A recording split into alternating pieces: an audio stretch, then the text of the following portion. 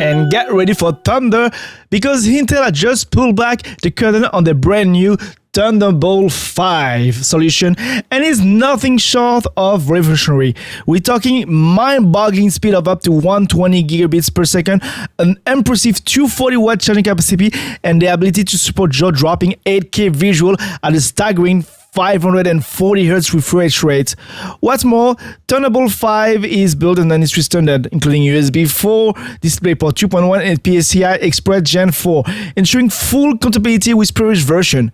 While it might still be a bit futuristic, there's a good chance we start seeing Thunderbolt 5 in device by 2024, with widespread adoption expected in the following year. So, get ready to bring the thunders again. Hey, Apple enthusiasts, it's that time of the year again. The much anticipated Apple event just went down today on September 12, and boy, did they have some announcements. Let's go with that. First up, the iPhone 15 and 15 Plus, they're rocking the powerful Apple A16 chips featuring the dynamic island display cutout for an immersive experience. Plus, we're looking at some camera improvement with an upgraded main camera and a snazzy 12 megapixel telephoto lens, not to mention the trusty ceramic shield screen. Now, for the Pro and Pro Max variant, brace yourself for a shift from stainless steel to lightweight titanium, with only a lighter build with a thinner bezel. Say goodbye also to the old Switch. There's a new action button in town. Running on the mighty Apple A70 chips, they got updated camera, including a whopping 120mm lens and even spatial video capabilities. And here's a game changer. Both models are adopting USB-C, ditching the Lightning port. What a great update.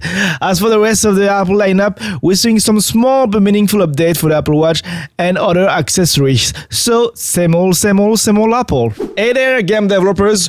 We got some big news and it's causing already quite a stir. Unity, the game development platform that many of us rely on, has just unveiled a new fee structure that's raising eyebrows in the industry. They're introducing something called the Unity Runtime Fee, which is tied to the number of times a game is downloaded by an end user. Now, here's where it gets very interesting.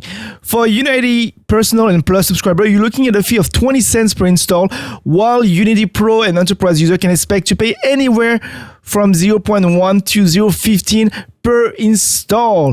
This news has sparked some mixed reaction, and it's certainly a game changer for developers.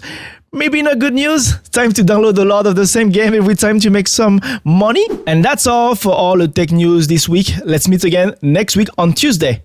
Goodbye.